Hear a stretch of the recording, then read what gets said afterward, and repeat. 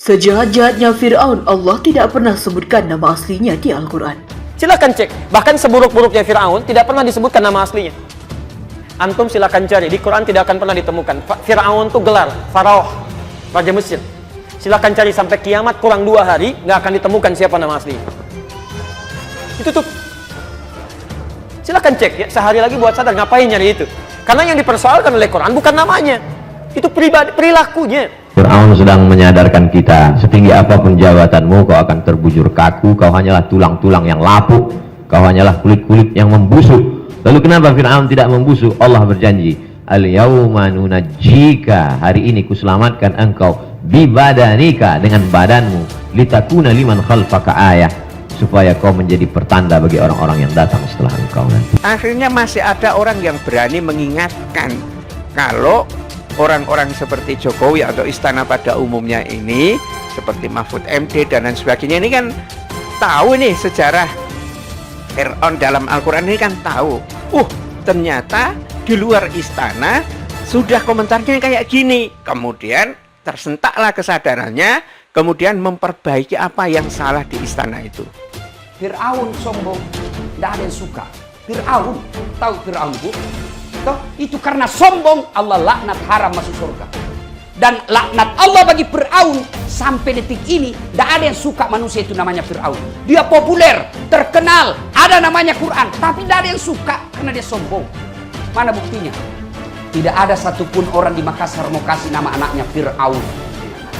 Kasih nama anak Fir'aun, terkenal, ada dalam Quran. Pret. Iya toh? Begitu Allah murkahnya kepada Fir'aun. Jadi kalau ada pejabat yang sombong di Indonesia, di Makassar, di Sulawesi Selatan, itu generasi turunannya Fir'aun dalam bentuk manusia masa kini. Fir'aun, manusia paling durjana, mengaku Tuhan, melakukan pembunuhan tingkat tinggi. Tapi saking rahmannya Allah, selama nyawanya belum sampai ke kerongkongan, masih diberikan kesempatan untuk bertobat. Mau nggak kamu tobat? Maka dikirimkan 2 nabi langsung. Musa dengan Harun berdakwah kepada Fir'aun, 1 orang. Kita saja sekarang, umatnya Nabi Muhammad, sampai kiamat, nabinya cuma 1, nggak pernah lihat lagi. Antum pernah lihat Nabi? Fir'aun saking sayangnya diutus oleh Allah 2 orang nabi supaya dia bisa kembali. Apa yang terjadi? Quran surah 20 ayat 43 sampai 44. Idhaba ila Fir'auna innahu tagha. Musa dan Harun, pergilah sekarang ke Fir'aun karena dia sudah melampaui batas, sudah menyimpang dia. Ini prinsip dakwah. Jadi kalau ada seseorang kemudian mulai menyimpang dari kita, kita dakwahi. Kita bisa berdebat soal ucapan Cak Nun itu, apakah itu kritik, apakah itu hinaan. Karena jangan salah, Fir'aun itu sendiri adalah seorang yang sangat kuat, orang yang dikjaya, orang yang berkuasa. Jadi disamakan dengan Fir'aun itu, to some extent belum tentu juga hinaan. Karena Fir'aun itu adalah sebutan bagi Pharaoh atau raja. Hanya memang ada dalam sejarah raja yang lalim, ada raja yang tentunya baik.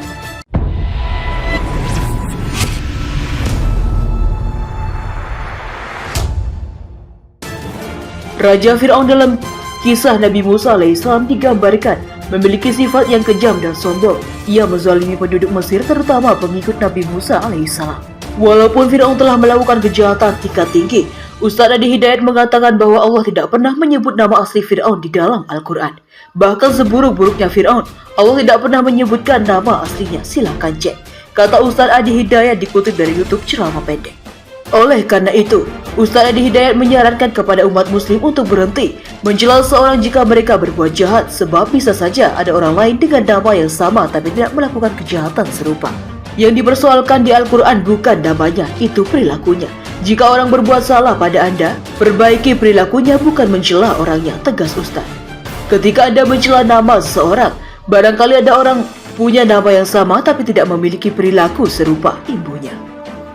Ceramah MH Ainun Najib alias Cak Nun yang menyebut Presiden Joko Widodo atau Jokowi Fir'aun menuai reaksi dan kritik pedas dari berbagai kalangan. Padahal putra sulung Jokowi Gibran Rakabuming tidak lagi mempersoalkan hal tersebut. Kekinian Cak Nun telah meminta maaf kepada Presiden Jokowi. Namun Cak Nun tidak menyebut nama sastrawan itu, hanya memberikan kata ganti pada yang dimaksud. Saya minta maaf kepada semua yang terciprat, menjadi tidak enak atau menderita, atau menjadi apapun atas ucapan saya itu, kata Cak Nun di kanal YouTube caknun.com pada Selasa 17 Januari 2023. Cak Nun mengaku kesambet saat mengucapkan hal-hal yang tak seharusnya dikatakan. Saya sendiri yang kesambet. Kesambet itu tolong Anda pahami sebagai bagian dari garis hidup manusia, kata Cak Nun. Kalian semua jangan mengucapkan apa yang seharusnya tidak diucapkan, terangnya lagi. Video Cak Nun itu dibagikan akun Habib Slow, namun sejumlah netizen mengkritik gaya permintaan maaf Cak Nun yang dinilai arogan. Meminta maaf dengan keangkuhannya, ngata-ngatain orang dengan sebut nama, tapi gengsi meminta maaf dengan nyebut nama orang-orang yang tersakiti. Timpal Edpar. Sebelumnya Cak Nun dalam sebuah video secara belak-belakan menyamakan Jokowi dengan Fir'aun. Tak hanya sang presiden, ada dua tokoh lain yang ikut terseret. Indonesia dikuasai Fir'aun yang namanya Jokowi, Korun yang namanya Antoni Salim, dan 10 naga. Terus Haman yang namanya Luhut, kata Cak Nun dalam video yang hadir di kanal YouTube Liputan 6. Ketua Majelis Syura Partai Umat Amin Rais turut bicara soal ramai-ramai mengenai kisah Fir'aun. Kali ini Amin Rais menceritakan kisah Raja Fir'aun yang tertera di dalam Al-Quran. Saya akan berbicara sedikit mengenai orde kekuasaan Fir'aun, kata Amin Rais. Amin menjelaskan bahwa nama Fir'aun disebut 136 kali dalam Al-Quran dan diceritakan soal kekejamannya. Mantan Ketua MPR itu lantas mengaitkannya dengan kondisi saat ini agar kisah Fir'aun bisa diambil sebagai pengingat dan pelajaran moral yang tak boleh diulangi seorang penguasa. Amin Rais juga menyebut bahwa dalam Al-Quran, Fir'aun diceritakan memiliki kaki tangan yakni Korun dan Haman yang sebelumnya juga sempat disebutkan Cak Nun dalam ceramahnya.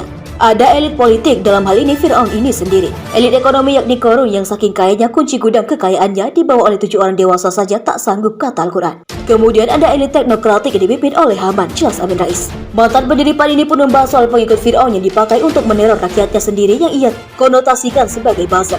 Fir'aun juga memelihara ratusan tukang sihir yang berfungsi sebagai penggertak dan peneror rakyatnya sekaligus semacam buzzer yang dapat bayaran tinggi, ujar Amin Rais. Nah, para penyihir ini menjadi penjilat dan buzzer buran itu dikisahkan dalam Al-Quran, Ibu Amin Rais. Fir'aun dalam Al-Quran yang dijelaskan Amin Rais adalah Fir'aun yang melawan Nabi Musa alaihissalam.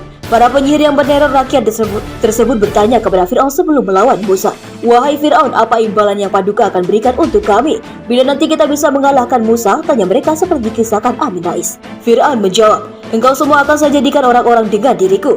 Ini ada di surat Asy-Syura ayat 41 dan ayat 42, terang Amin Rais. Amin Rais lantas mengaitkan kisah tersebut dengan kondisi zaman sekarang yang memiliki kemiripan. Ini cerita sesungguhnya terjadi juga sampai zaman sekarang, banyak berhubungan dengan kekuasaan yang absolut. Menjilat kemudian meminta imbalan kalau kami nanti bisa memenangkan peperangan atau konflik atau pertarungan antara Paduka, Bapak Kaisar atau Bapak Raja atau Bapak Presiden yang lain dan lain-lainnya. Apa kira-kira imbalannya? Ya tadi itu, jadikan all the president men. Nah, kira-kira mereka akan dapat berseliweran di istana dibeli harga dirinya oleh Korun waktu-waktu itu dan hidupnya nista sepanjang masa, jelasnya.